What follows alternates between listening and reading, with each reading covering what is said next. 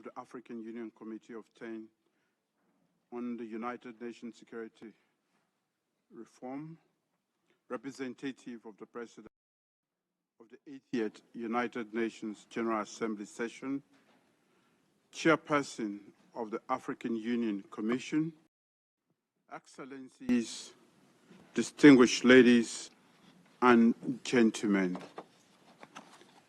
I call to order the 7th Summit of the African Union Committee of 10 Heads of State and Government on the reform of the United Nations Security Council, C-10.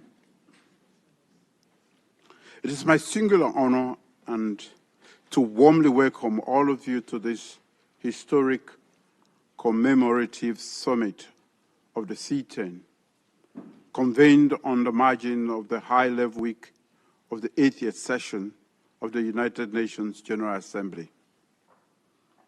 Your esteemed presence today is testimony to our collective resolve and enduring commitment to the mandate of the C-10 and to advancing the common African position, enshrined in the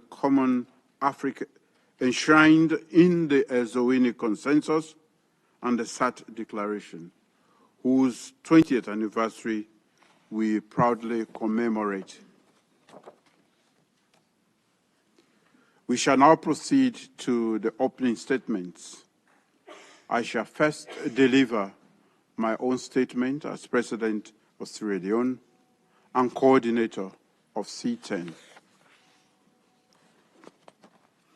Your Excellency, Chairperson of the African Union Assembly, Your Excellencies, Heads of State and Government of the African Union Committee of 10 on United Nations Security Council, representative of the President of the 80th United Nations General Assembly session, Chairperson of the African Union Commission, Excellencies, distinguished ladies and gentlemen, I'm honored to welcome you to the 7th Summit of the African Union Committee of 10 on Security Council Reform, a gathering of great historical significance. We convene at a critical moment in our collective fight for justice and equity in global governance. This year marks 20 years since Africa's leaders adopted a common African position articulated in the landmark Eswatini Consensus and SAT Declaration of 2005. Then, Africa spoke with one voice, demanding no fewer than 2 permanent seats with all the rights and privileges of current permanent members, including the veto, and 2 additional non-permanent seats. This was not a plea for favor. It was and remains a demand for justice to correct a historical wrong. When the UN was founded in 1945, most of Africa had no voice. Today, Africa remains the only continent without permanent representation, despite African issues dominating the Council's agenda. This exclusion, a relic of bygone era, is a profound injustice. Decisions about Africa must no longer be taken without Africa. Excellencies, over the past 2 decades, guided by the Eswatini Consensus and SAT Declaration, the C-10 has been the custodian of Africa's demand. We have carried Africa's voice to every region, every forum, and every negotiation. Our greatest achievement has been our unity.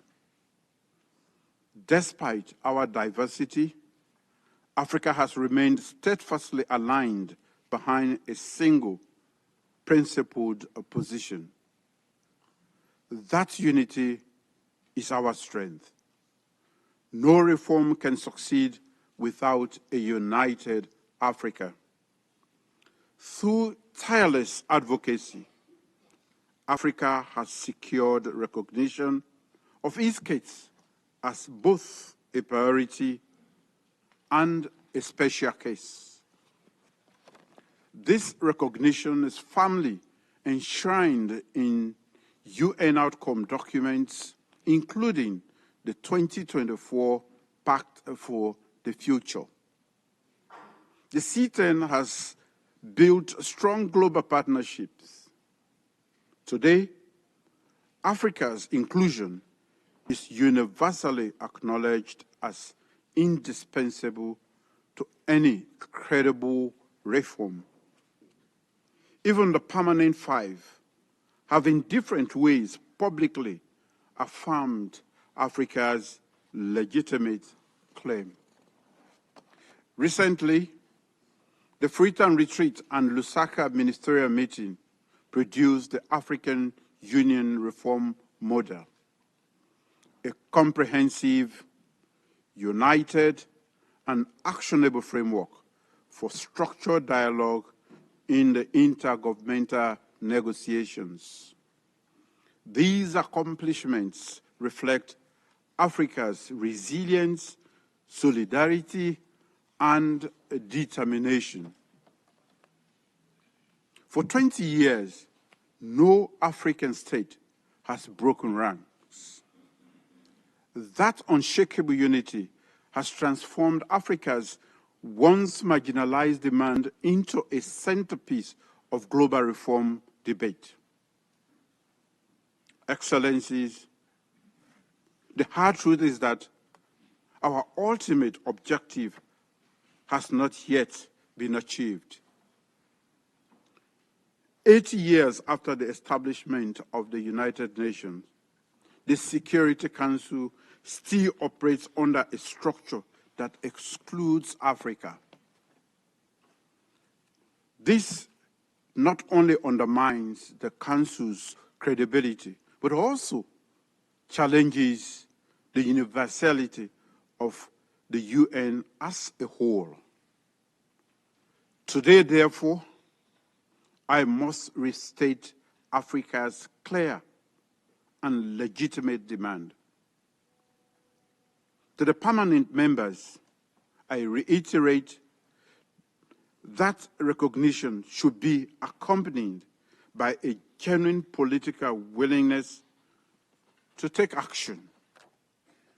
To member states involved in the intergovernmental negotiations, let us use the structured dialogue to build consensus on outcomes rather than recycle entrenched positions. To the wider United Nations membership, as the UN marks its 80th anniversary, let us not allow another milestone to pass with words alone. The Pact for the Future gives us the mandate. The Africa reform model adopted by C-10, rooted in Eswatini and SAT common African position, provides the blueprint for reform. The momentum is here. The time for action is now. Africa will continue to engage constructively. Let there be no doubt. Our demand is legitimate, non-negotiable, and just. Equal representation for Africa is not only an African imperative, it is a global necessity. It is essential for the credibility, effectiveness, and legitimacy of the United Nations in this century. As we commemorate 20 years of Eswatini and SAT, let history record that Africa stood together, firm and resolute, to reclaim its rightful place. Let this generation of leaders be remembered for correcting an injustice that has been endured for far too long, and for ensuring that the Security Council reflects the current state of the world rather than how it was in 1945. Thank you for your attention.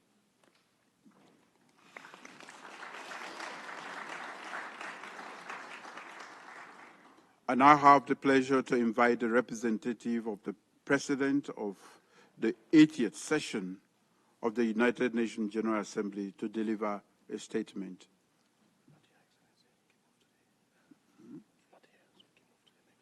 Okay.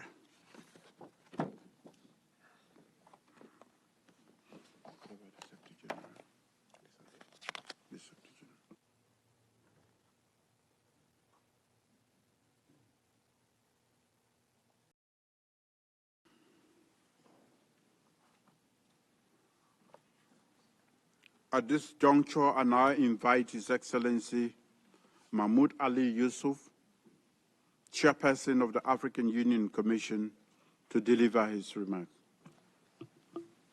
Merci, Monsieur le Président. Excellence, Monsieur Julius Maada Bio, Président de la République du Sierra Leone et coordinateur du C-10.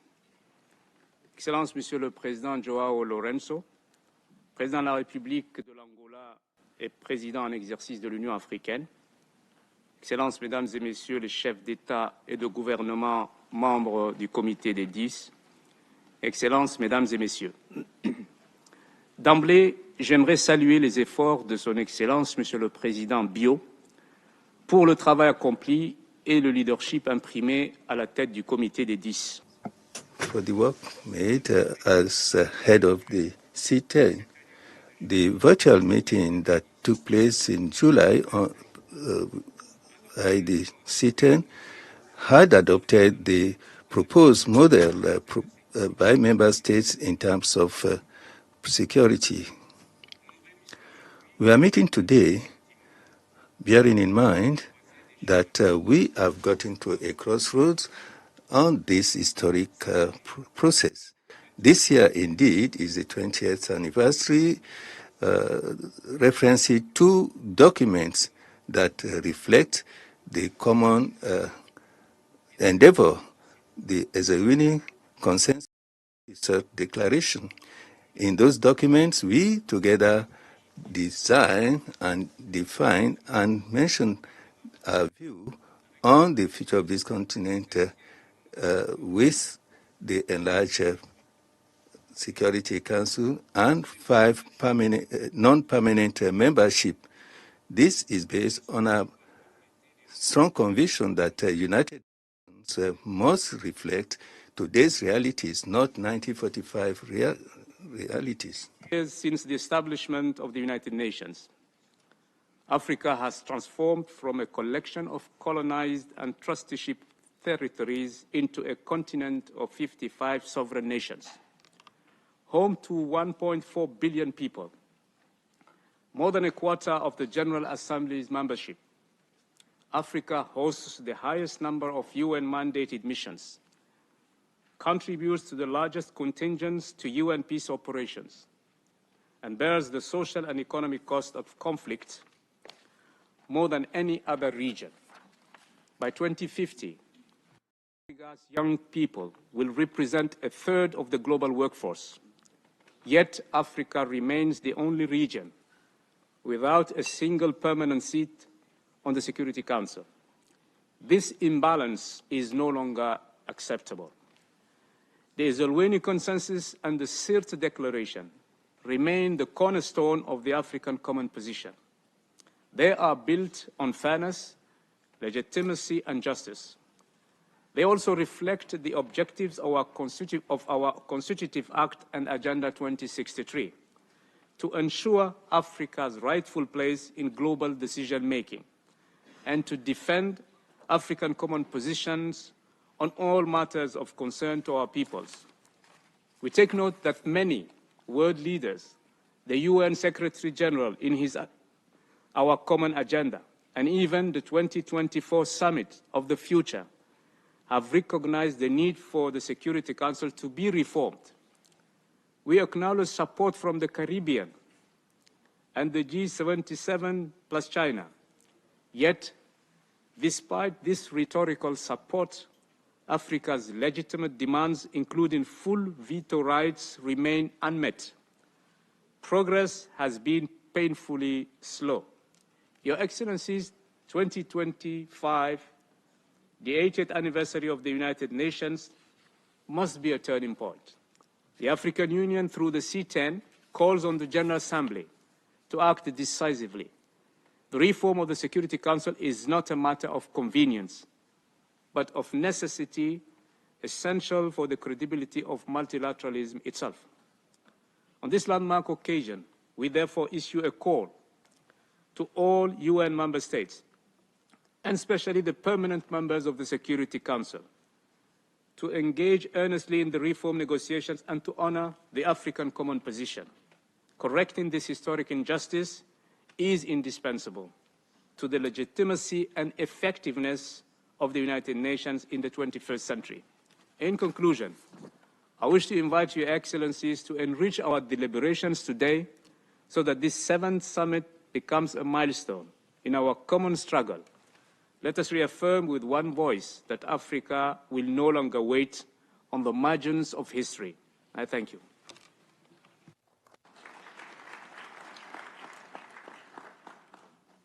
I thank the chairperson, Yusuf, for his statement and for his steadfast leadership in ensuring the African Union Commission provides the necessary support to the C-10.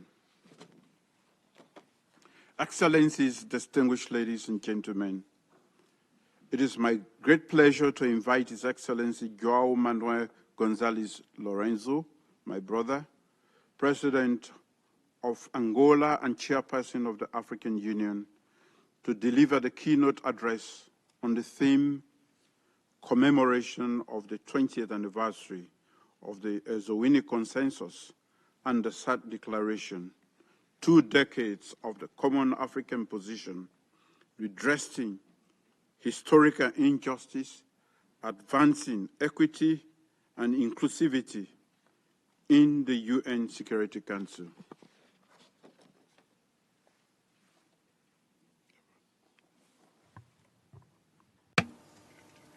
Thank you very much.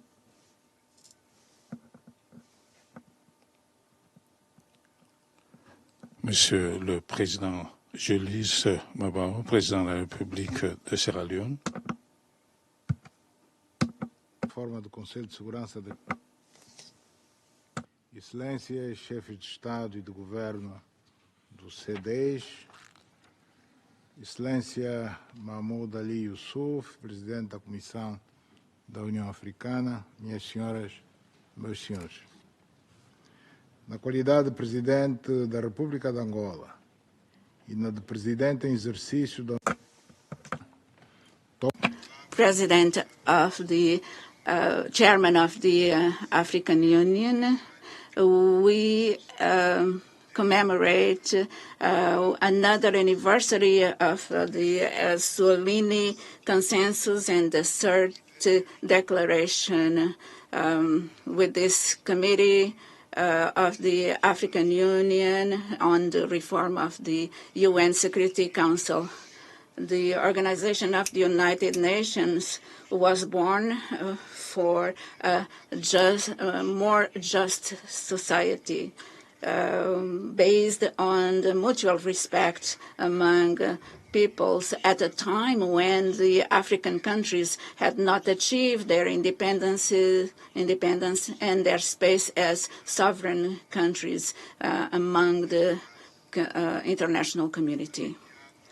20 years ago, in Ezowini and Sirte in Africa, Africa expressed their voice, launching a clear message based on irrefutable principle of justice and world coordination by adopting the Essolini Consensus in March of 2005 and the Sirte Declaration in July of the same year. Our continent showed to the world its willingness to end the situation of a victim to be part of the United Nations.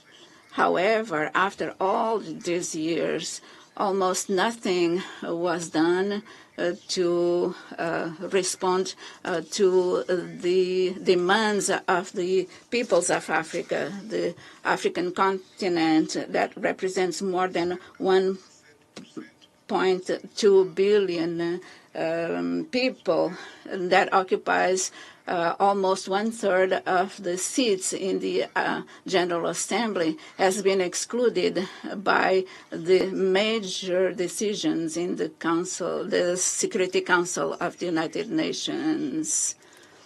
There are intergovernmental negotiations that are being too slow, and many times there's stop due to divisions on the negotiations, and that can harm the dynamics of the process for peace. But our unity continues firm and unbreakable. These two documents, Essolini and Sirte, express the willing of the African peoples to achieve that goal. Based on these two documents and through this body here convened, the Security Council of the United Nations should have at least 2 permanent seats for Africa, with all rights and prerogatives, including the right of veto, as long as it exists, and 5 non-permanent seats, additional ones for the African states to ensure a just and equitative attribution of the seats, so that the African continent, instead of an object of decisions, to be an agent of those decisions. This demand is not excessive nor symbolic, but it represents an expression of its legitimate right, justified by its geopolitical position currently, taking into account its demographic weight and the fact that Africa is the continent that is more often the object of the Security Council, but at the same time the least represented. We consider that one Security Council that treats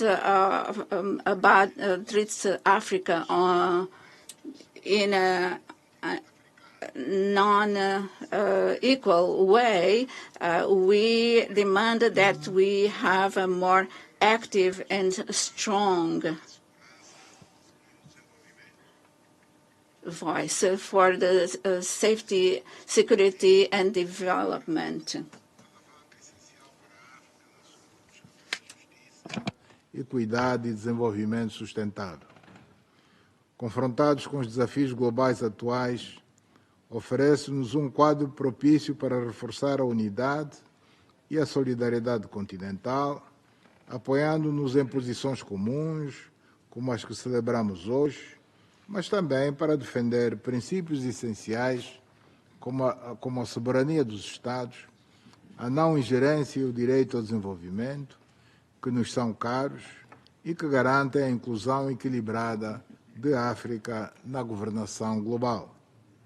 Assim, em nome dos Estados-membros da União Africana, gostaria de expressar ao Comitê dos 10 chefes de Estado e de Governo da União Africana, heads of state, and to the Union, African Union, our gratitude, and to and to express our gratitude to the work done. In a political context that had difficulty into translating in governmental structure, the efforts are more vital than ever because they materialize a diplomacy pan-African determined, cohesive, and valuing the collective from someone who's always willing to be part of the table where all the great issues of the humankind are decided. Us, as African leaders, will continue to support wholly the C-10 positions, reinforce their political goals, and most of all, to be united towards initiatives, putting aside the divisions so that we can walk together the whole time and achieve results that will satisfy the collective interests of our continent. Excellencies, we are here today not only to celebrate a date, but also to transform this occasion on a moment in a moment of reflection, to be clear and to achieve goals. 20 years later, we have to question the reasons why Africa's voice continues to be marginalized in the great world decisions, and why our legitimate claims are taken or received with indifference, even with lack of consideration. Before that, it's imperative that our position will be strengthened, gain impact and sovereignty. And we underline or underscore the relevance of these diplomatic instruments that we have to continue defending firmly in all international forums, reaffirming our fundamental demands. Africa is the cradle of humanity. We have millennial cultures, the land where the most old civilizations of the world were born. It's also a youth continent where almost half of our population is less than 20 years of age. They bring with them an energy, a transforming energy. It's the resilience continent. In spite of the history wounds, every day they build innovative solutions for development to a peaceful convivence. But this hope is leading with a bitter reality when we are faced with the scenarios that show that the African continent still does not have an effective voice in the multilateral system. This is not an isolated claim. This is a legitimate demand, a global demand, because the Security Council is excluding a whole continent of the full participation.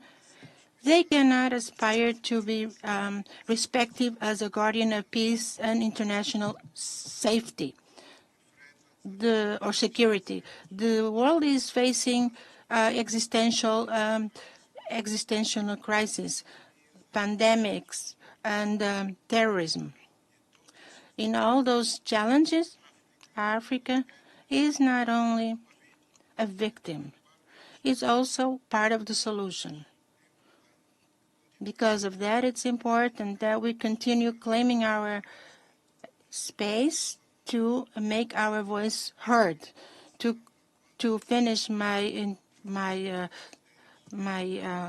intervention, I want to support the CT members for their leadership role, and I want to ask them to continue together in this fight for equity, justice, and in Africa, which has been led by this group with great determination, wisdom, and with a Pan-American vision that deserves our deep gratitude and sympathy and kindness. I live here. I wanna give my support unconditional to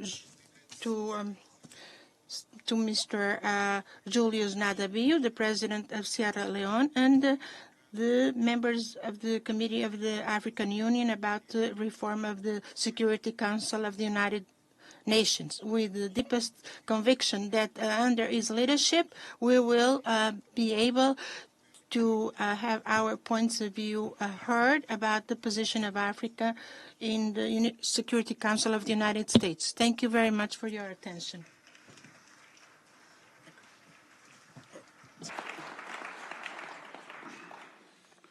I thank أشكر الرئيس لورينسو على الكلمة العظيمة التي unity and resolve.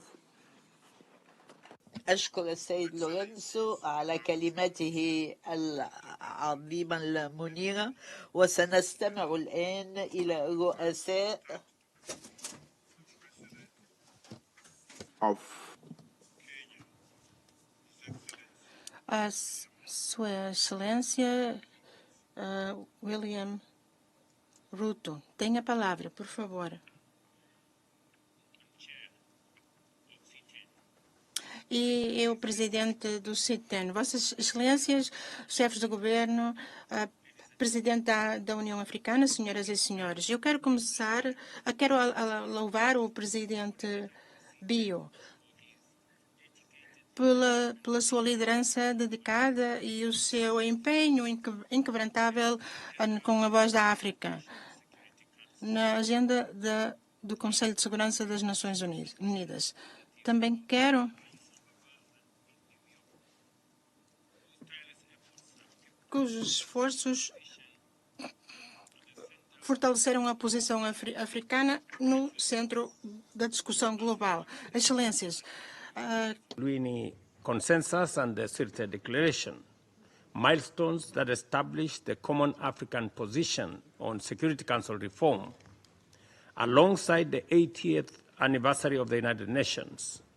We are called to reflect on our long and determined journey towards a just, democratic, representative, and effective international order. I urge us to move forward with clarity and purpose on three urgent priorities. Number one, we must amplify Africa's voice in every forum, carrying this agenda into bilateral, regional, multilateral engagements so that Africa's message can resonate in every space that we find. Secondly, as the world questions whether the United Nations remains fit for purpose, and I think there is a very big debate about it, we must insist that Africa's continued exclusion is unacceptable and indefensible. At 80, the UN's credibility will be judged by whether it finally recognizes and delivers justice and representation for the 1.4 billion people of the African continent. And third, we must stand united in defending the common African position. To deviate from or dilute it would betray the trust of the very people that elected us. Unity is our greatest strength, and in one voice we must uphold this position with unwavering clarity. Excellencies, Africa carries a disproportionate share of the Security Council's agenda and is among the largest contributors of the UN peacekeeping. Yet we remain the only continent without permanent representation. This historic injustice must come to an end sooner rather than later. Beyond asserting our right, we must be clear about what we seek and how to achieve it. Securing Africa's rightful seats is our common demand. But we must also be prepared to shoulder the responsibilities that come with permanent membership, including how we will choose our representatives. This is a delicate and complex undertaking, but also an opportunity to show Africa's maturity, cohesion, and a vision for an effective international order. We must therefore begin this essential conversation as of immediate.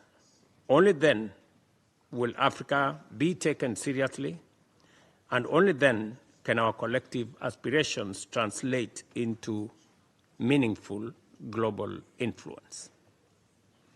As heads of state and government, we have made a solemn commitment. Our unity is the guarantee of progress, and our shared determination the safeguard against any delay. Kenya reaffirms its unwavering commitment to the common African position. We stand ready to work with the C-10 members, the African Union, and the broader UN membership to ensure Africa's demands are no longer deferred. I thank you for your attention.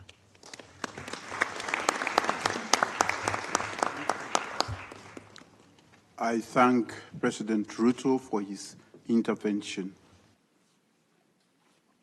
And I invite Her Excellency Netumbo Nandi Daiwa, President of Namibia.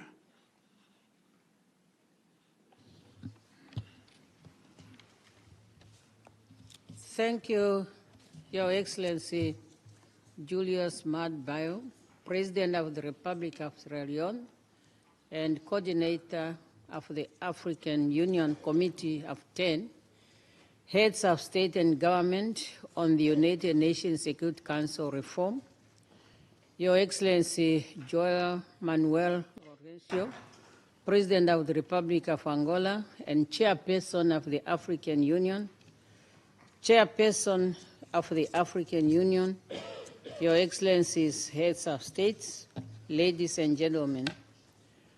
20 years ago, African leaders have agreed and adopted the African Common Position on the reform of the UN Security Council, thus become a roadmap, well-known document as Wiener Consensus and the Ceres Declaration. Subsequently, a committee of 10 heads of state and government of the AU was set up to spearhead the African Common Position. Today, we are here to reflect on the work we have started 20 years ago. Those pivotal documents, born from our collective desire and unwavering commitment to Africa's progress and unity, have played an instrumental role in further shaping our continent's vision to being a dynamic force in the global arena. Your Excellencies, the 8th anniversary of the United Nations is an opportune time for us to reflect on the values and the principles upon which this organization is grounded. Our repeated call for a united nation that is fit for purpose, representatives and reflects of a present-day reality has become imperative. Africa deserves permanency at all global decision forums, especially those seized with making decisions related to the maintenance of international peace and security. For 2 decades, the Common African Position has gained traction with broader support from many interested groups. This is our reminder that our quest to redress historical injustice and advance equality for a more inclusive and representative Security Council is just and commonly shared. Allow me to acknowledge with gratitude the immense support from all interested groups for the Common Africa position, which culminated in the recognition of Africa as a priority and a special case in the reform process, as reflected in the outcome document of relevant United Nations process, including the PEC for the future. While the reform process continues, Africa should be proud to have sustained a unified voice within the intergovernmental negotiation since the inception of this process.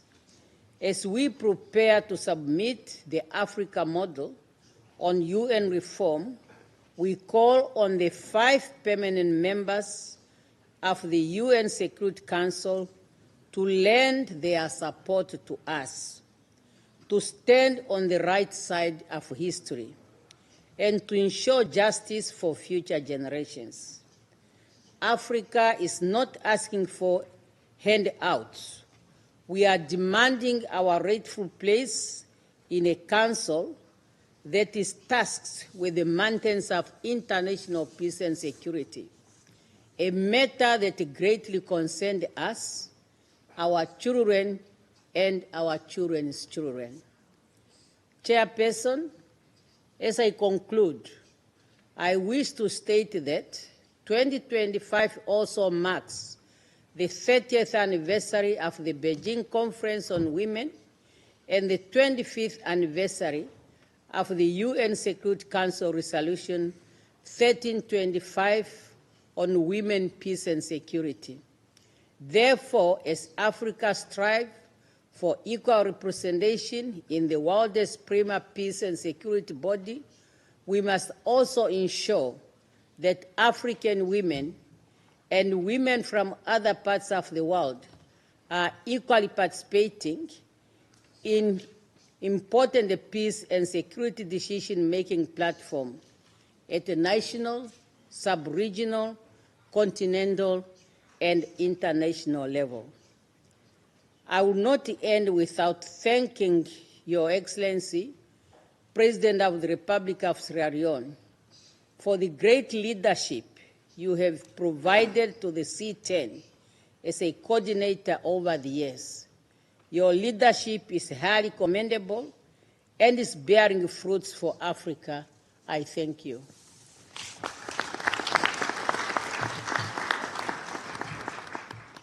I thank my dear sister, Her Excellency Netumbo Nandi Daiwa, for that intervention. We now go to the Vice President of Equatorial Guinea. You have the floor, please.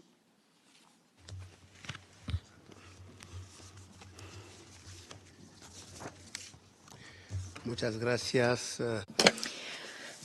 Thank you very much, Mr. Chairman. Mr. Chairman, I take the floor on behalf and in representation of His Excellency Obiang Sogo, President of the Equatorial Guinea, to express our acknowledgement of your in your position as the coordinator of the C-10, your leadership, your strong commitment defending the common African position within the reforms of the Security Council. Would like to thank you for the initiative of gathering this summit during the high-level General Assembly week. Today we celebrate the 20th anniversary of the C-10 Declaration and of the Eswatini Council, two historical instruments that shaped the common African position on the reform of the Security Council. After 2 decades, it shows strongly the soundness of our unity and the fairness of our demands in the global agenda. While it is true that throughout these 20 years, the African position is well known, it has greater and greater support. We mustn't forget that while we're celebrating the 80th anniversary of the UN, the historic injustice against Africa persists. It is important to point that out because while we reiterate the values defended in the Charter of the UN, the African continent, with its geopolitical importance, its population, and contributions to peace and security, continue to be excluded from permanent membership in the Security Council. So it is not well represented as a non-permanent member. This undermines the legitimacy and credibility and efficiency of the UN. Mr. Chairman, the 80th anniversary of the UN is a critical crossroad to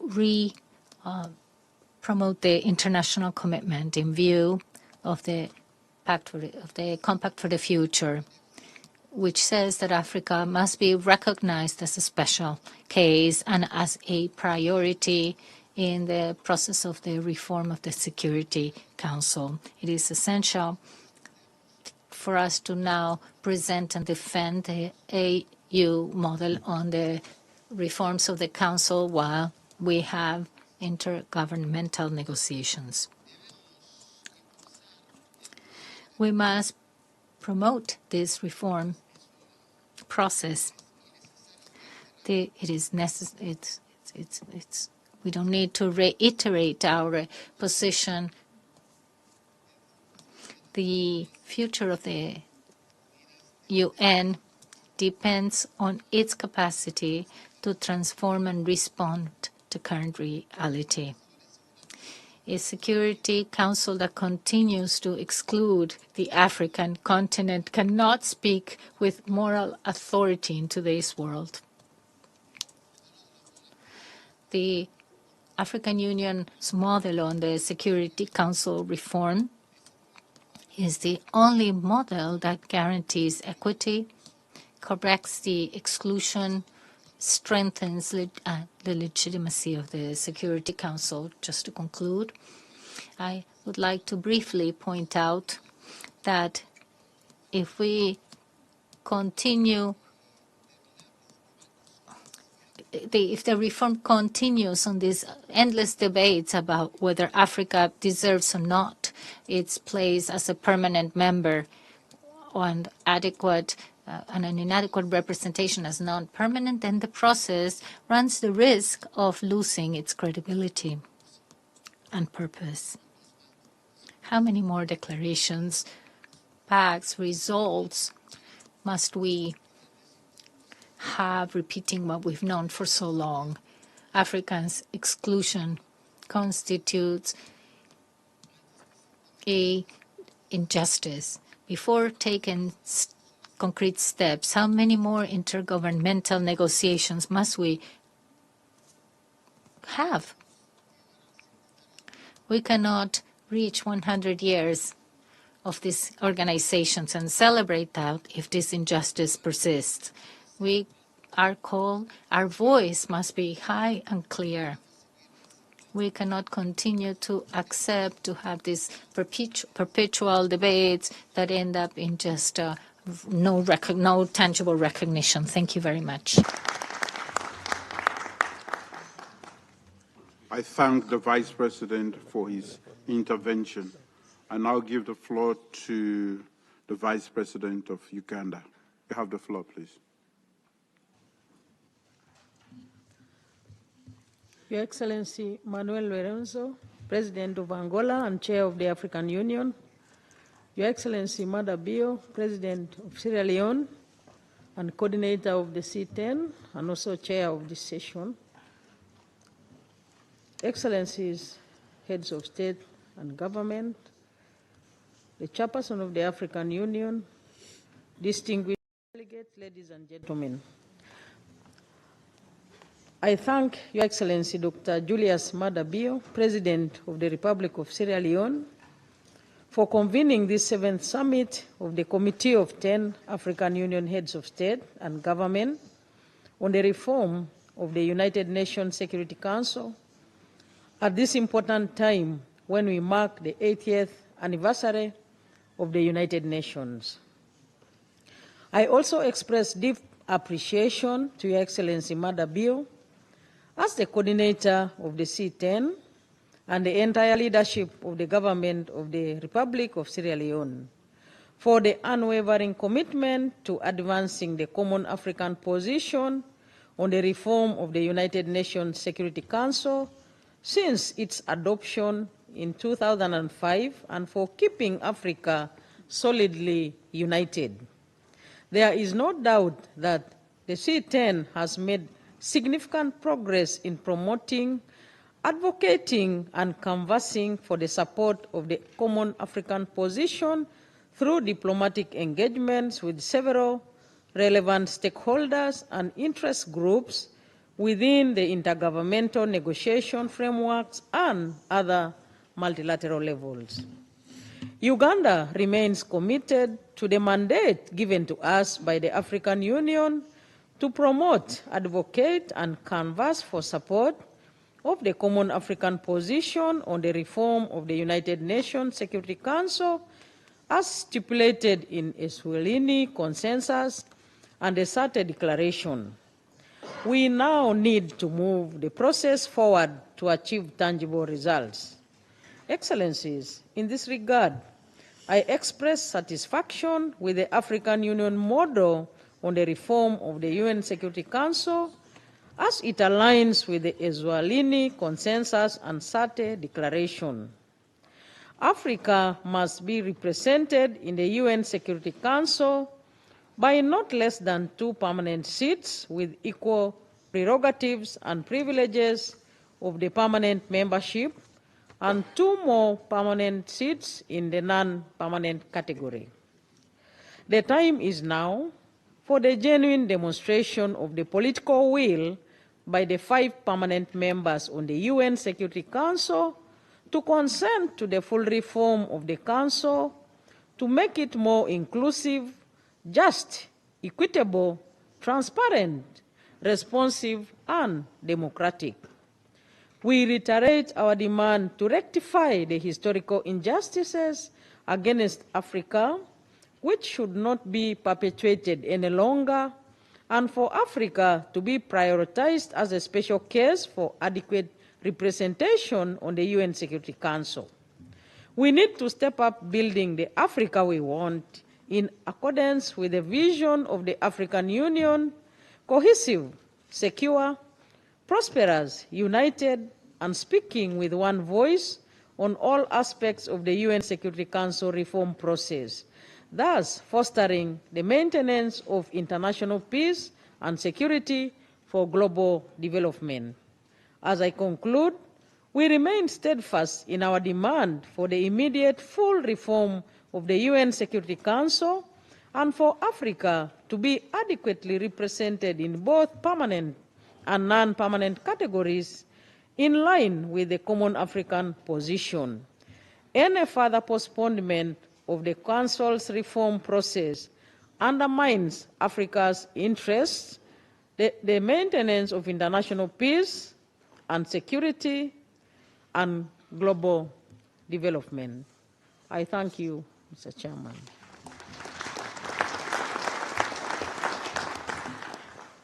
I thank the Vice President for her intervention and now invite the Foreign Minister of Algeria. You have the floor, please.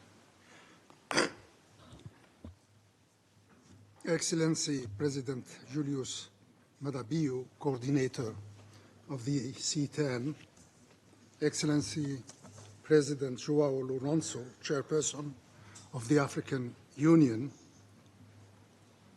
Excellency the Chairperson of the African Union Commission, Ministers, Ambassadors, and distinguished delegates, as we mark the 20th anniversary of the Eswatini Consensus and the Third Declaration, we stand together to take stock of 2 decades of tireless efforts by Africa to correct a long-standing historical injustice while reflecting on the path forward with a renewed determination and a clearer vision.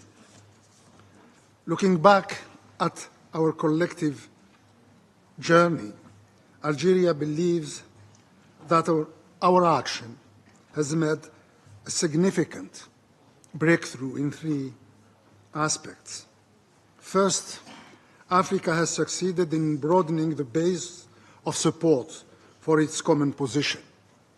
Today, our common position enjoys growing support among UN member states and interest groups. We take this as a token of recognition of both the legitimacy and the relevance of Africa's demands as articulated in the Esselunini Consensus.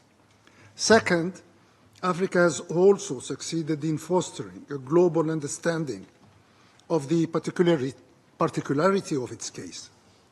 The reason being, on one hand, that our position embodies the collective will of the 55 member states of the African Union, and on the other hand, that it aims first and foremost to correct the historical injustice inflicted upon our continent.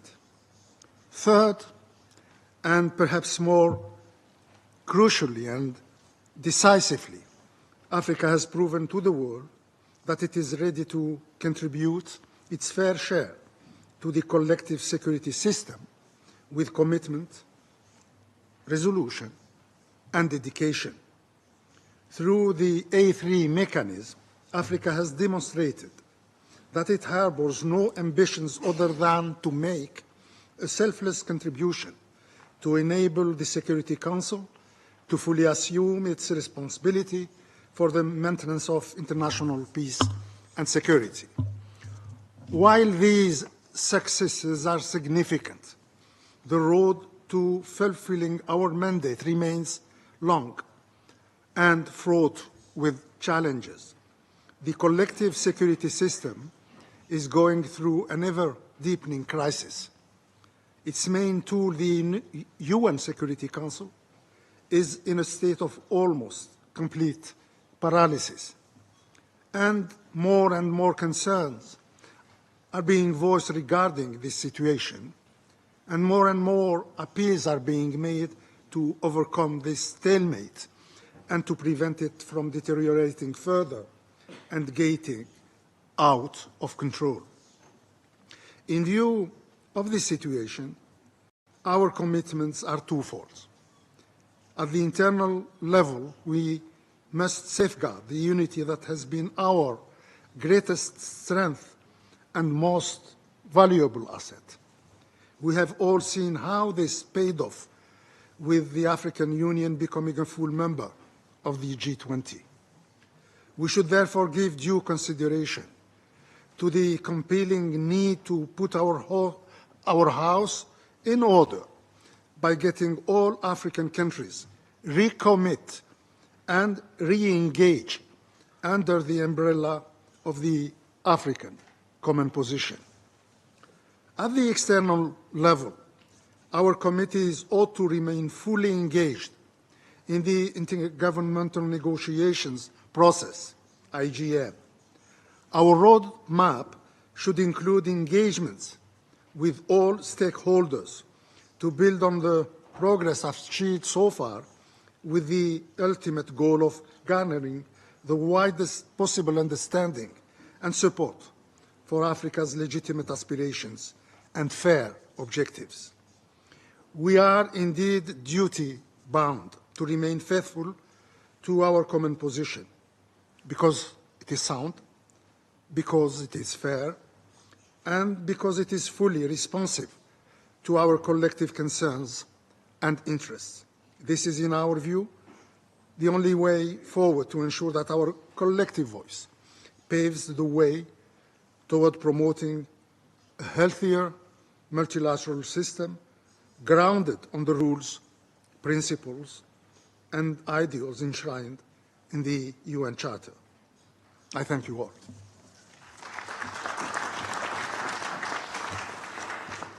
I thank the Honorable Foreign Minister for his intervention. I now call on the Honorable Foreign Minister of Congo to take the floor. You have the floor, please. Merci, Excellence. Thank you, Your Excellency, President of the Republic of Sierra Leone. Your Excellency, Lorenzo, President of the Republic of Angola and current chair of the African Union, the chairperson of the Commission, ladies and gentlemen, dear friends, I'm speaking on behalf of His Excellency President Denis Sassou Nguesso, who mandated me to represent him here. Before I go forth, I would like to commend your personal commitment in the untiring promotion of the interests of our continent.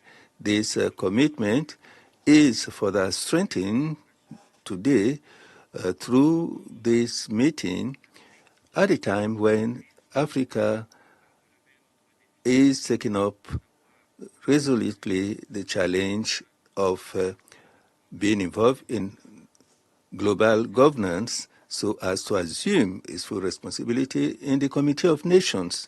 Increasingly, we are witnesses to changing geopolitical situations, and this has called on us to embark upon a reform of the Security Council.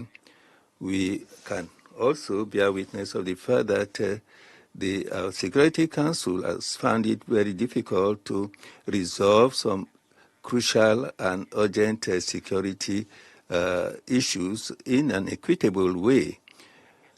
Hence, the question that will legitimately come to our minds is that of knowing whether a wider representation within that body would not lead to greater efficacy of its work. And it is our conviction that an expansion that takes into consideration the size and the role of Africa in this context, taking into consideration the representation of the continent in this body will be most adequate. We believe that 2025, which is also the 20th anniversary of the Eswelni Consensus, as well as the CERT Declaration, and also the anniversary of the United Nations, the establishment of the United Nations, all concur to require us to reconsider this situation and embark on the reform that we thought of during the Pact of the Future. It is necessary to reform the Security Council, and this has been more evident in the current geopolitical situation. And in this debate, Africa has always sought to promote greater dialogue, expanding it to different interest groups and stakeholders, and this is why we also have relations with the 5 permanent members. And we do hope that in the context of this celebration of the 20th anniversary, we will be able to re-energize the multilateralism, particularly for the benefit of Africa in this context where the greater part of issues dealt by the Security Council concern Africa. Thank you for your attention. Monsieur le Ministre. Thank you, Honorable Minister, for your statement. Call on the Foreign Minister of Zambia. to take the floor. Thank you very much, Your Excellency Julius Maada Bio, President of the Republic of Sierra Leone and Coordinator of the AU Committee of 10. Your Excellency João Manuel Gonçalves Lourenço, President of the Republic of Angola and Chairperson of the African Union. Your Excellency Mahmoud Ali Yusuf, Chairperson of the African Union Commission. Your Excellencies, Heads of State and Government, Honorable Ministers, distinguished ladies and gentlemen, I wish to thank you for giving me the opportunity to contribute to this very important discussion on behalf of President Hakainde Hichilema, President of the Republic of Zambia, who has mandated me to deliver this statement on his behalf. Allow me at the outset to join delegations that have spoken before me to thank the coordinator of the C-10 for convening this important engagement to commemorate 2 landmark milestones in the ongoing pursuit of equitable and effective reform of the United Nations Security Council, the Ezulini Consensus and the C-10 Declaration. These historic instruments stand as a testament to Africa's unwavering commitment to global peace, security, and the principles of justice and fairness within the international system. Your Excellencies, the Ezulini Consensus and the C-10 Declaration adopted by the African Union in 2005 embody the collective African voice demanding meaningful reform of the Security Council. These instruments underscore the continent's firm stance on expanding both permanent and non-permanent membership to better reflect the geopolitical realities of the 21st century and to ensure Africa's rightful representation and influence in matters of international peace and security. The Committee's tireless efforts to build consensus among all UN member states reflects Africa's dedication to constructive dialogue, inclusivity, and multilateralism. We reiterate our commitment to a transparent, accountable, and representative Security Council which can effectively address the complex security challenges facing our world today. Your Excellencies, while we acknowledge the slow pace of the intergovernmental negotiation process, we must also recognize that the geopolitical dynamics surrounding the Security Council reform remain complex. Yet we cannot afford to be complacent. The time has come for us to reinvigorate our strategy, particularly how we engage with our P5 counterparts and the other influential stakeholders. To this end, allow me to highlight 3 key approaches as recently affirmed at the 13th C-10 ministerial meeting held in Lusaka in June this year. 1. Enhancing high-level political engagements. We must scale up direct dialogue at the highest political levels with our counterparts, the permanent members of the Security Council and other strategic actors. Our engagements should translate into tangible political support for the common African position. 2. Leveraging multilateral platforms.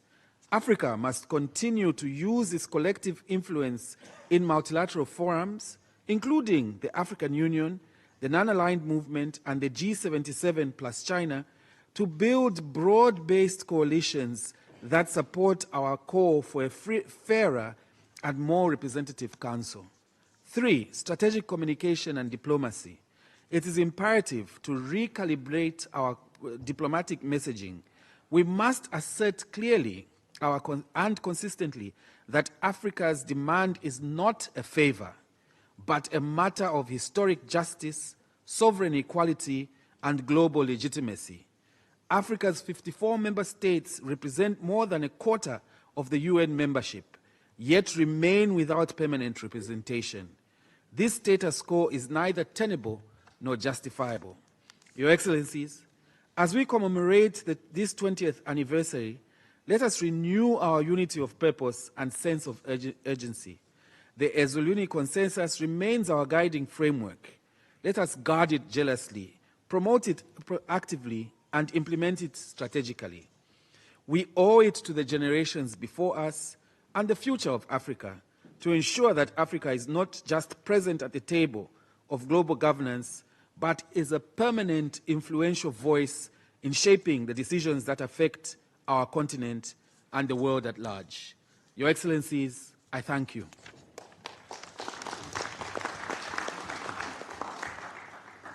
I thank the Foreign Minister for his intervention. I now give the floor to the Acting Minister representing Libya.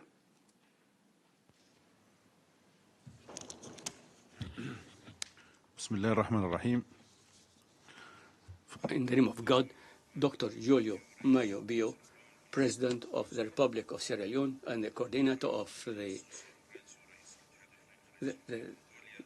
Committee of the 10th, Your Excellency, the Commissioner of the African Union, Mahmoud Ali Yusuf, Your Excellencies, Ministers, I would like to convey to you the greetings of the Presidential Committee in our country. He could not come today. I would like to submit to you on behalf of Libya our thanks and appreciation for this invitation to coordinate the work of the Committee of 10, which comes at a historical moment where we celebrate 2 decades through Isolini Consensus and CERT declaration. We would like to renew our will towards a better that is more effective, more just in the whole world. Mr. President, this is not a crossing station, but this is one of long series of activities and meetings that have been held for 20 years in different African capitals. This reflects our commitment and our political will in order to get our legitimate rights in our inside the Security Council. This was the result of our common struggle, which resulted to certain agreements. And we are going to submit our model for the reform of Security Council. This reflects how Africa has been moving towards building our future.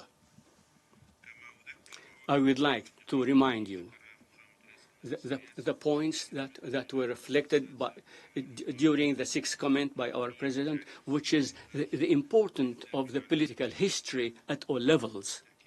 And we have to confirm the just representation Security Council, as we know, veto has become a means in the hands of large countries in order to achieve their own interests and the interests of their friends. We ask for the abolition of veto or to reform it. The reform of Security Council should achieve fairness to all countries and should be and we reject the fact that Security Council has been neglecting African questions. My country confirms that it is necessary that the voice of African countries should be united in asking for the reform of Security Council to make it more representative, more transparent, and more democratic through recognizing the historic injustice against Africa. And as you know, we represent more than 50 countries inside the United Nations. We have to apply also the Pact for the Future, and we have to recognize what is going on in the world now. The unity of African position necessitates that we have to work hard through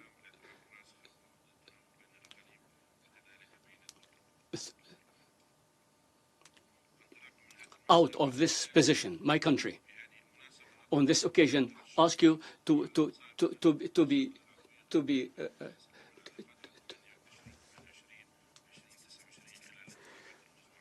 during the elections in the General Assembly in 2027, we hope that you will support our candidacy for non-permanent countries in the Security Council. We confirm our African position, and we are going to consecrate all our means to achieve our objectives. And we have to speak in one voice so that we can achieve the desired objective, and our people can take the right place in the field of decision making. I thank you very much.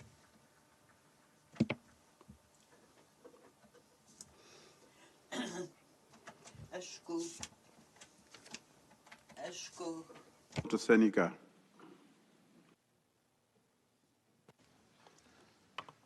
Merci beaucoup, Monsieur le Président. Thank you, Chair. We'd like to acknowledge the presence of His Excellency Charles Lorenzo, the Chairperson of the African Union. And as I start this statement, I would like to seize the opportunity to convey the brotherly greetings of President Bassirou Faye of Senegal, who unfortunately could not be with us because he's still on the way to New York. We'd like to also re-echo the expression of commendation for the untiring commitment of the President of Sierra Leone in the promotion of C-10 interests of Africa relating to the reform of the United Nations Security Council. We also wish to express satisfaction with the presence of the Chairperson of the African Union, Mr. Mohamed Yusuf. We are grateful to him for the support he's given to this committee. Your Excellencies, ladies and gentlemen, at this juncture where multilateralism is being challenged, we are happy to be able to meet here for the 20th anniversary of our common position document, as well as the celebration of the 80th anniversary of the United Nations. This happens at a time when the United Nations is confronted with many challenges, including the delays in the implementation of the 2030 agenda, and thus having impact on the ability of the continent to take up challenges to resolve issues relating to peace and security. Notwithstanding the efforts deployed by the Secretary General to ensure that the various organs are able to carry out their function adequately, there is also some other urgent needs that have emerged, which have to do with greater justice, representativeness, and allocation of commitment or sharing of duty on the continent. Because 80 years after it was created, the Security Council is still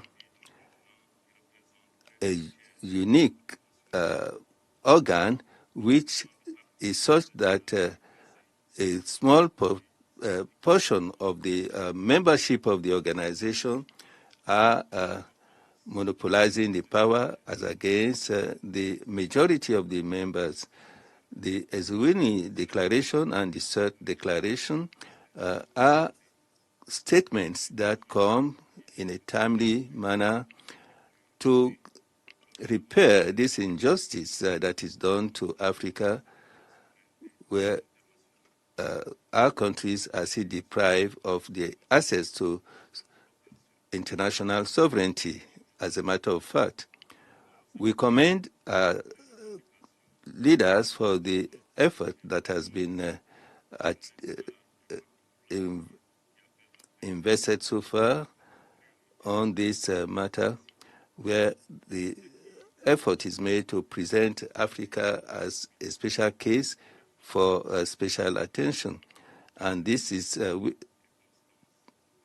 seen in the common African position that we have brought up. In the same vein, the adoption by the African, of the common position, which will be presented during the ongoing session of the General Assembly, is indeed another pathway that will enable us to have an effective progress through the IGN. The way is long, but nothing should stop us from carrying to the conclusive end this commitment to take steps to resolve problems for the welfare and benefit of majority of the population in the world. Africa should be an accelerator of the reform that is being proposed that will enable all parties to get involved in a fair and logical process of reform. The roadmap to 2030, which was validated by the Lusaka conference, is pointing to the right direction, and therefore we need at the general debate session of this 80th session underscore that, and I would like to give you the assurance of the position of Senegal on the support to this position and the determination to ensure that Africa is given the entitled position within the Security Council permanent membership. Thank you. Senegal. And I invite statements from our distinguished guests, member states, and interest groups participating in the intergovernmental negotiations. We will go in this order for now, and we start with Brazil Foreign Minister on behalf of G4.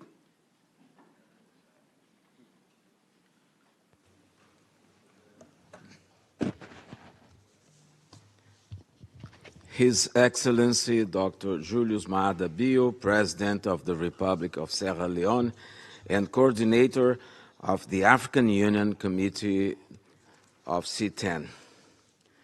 His Excellency João Manuel Gonçalves Lourenço, President of the Republic of Angola and Chairperson of the African Union. His Excellency Mahmoud Ali Yusuf, Chairperson of the African Union Commission.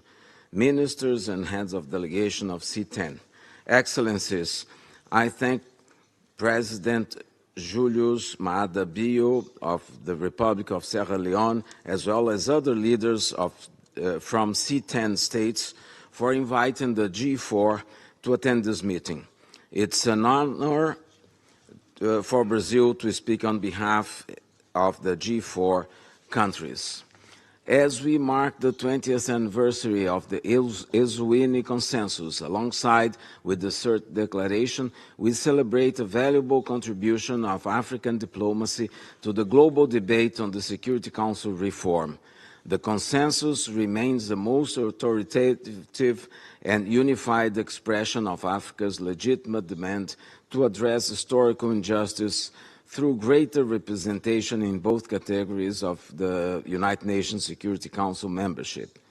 It calls for the correction of historical injustices that have left the continent without permanent membership in the Council. Mr. President, we are living in unprecedented times. The 80th anniversary of the United Nations is marked by relentless challenges which risk pushing the world into an unpredictable spiral.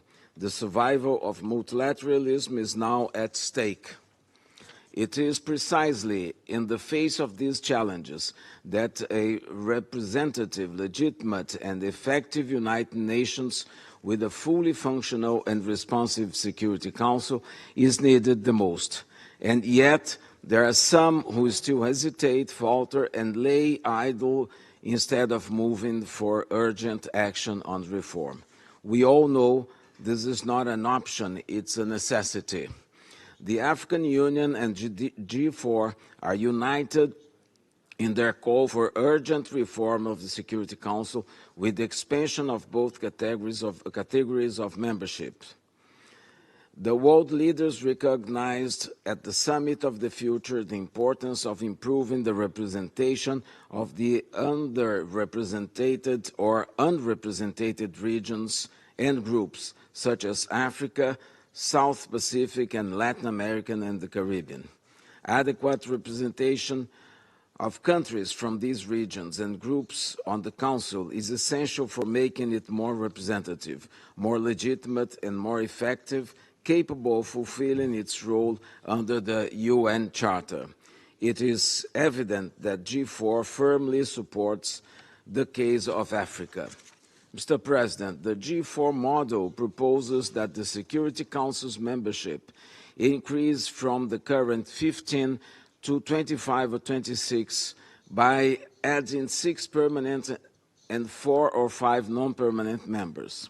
Among the 6 new permanent members, 2 are proposed to be from each of African states and Asia-Pacific states, 1 from Latin America and Caribbean states, and 1 from Western European and other states. On rights and prerogatives associated with permanent membership, such as the veto, G4 takes the position that new permanent members should, in principle, bear the same responsibilities and obligations as the current ones. Mr. President, the time has come to voice the convergence which is also shared by a clear majority of member states. Let us take the 80th session of the General Assembly as a historical opportunity for change. Let us work together to translate years of discussion into concrete, result-oriented, text-based negotiations with clearly defined timelines where the interests and the needs of every region and groups can be properly assessed and debated. The African Union can count on the G4 in this regard. I thank you very much. I thank the Brazil Foreign Minister on behalf of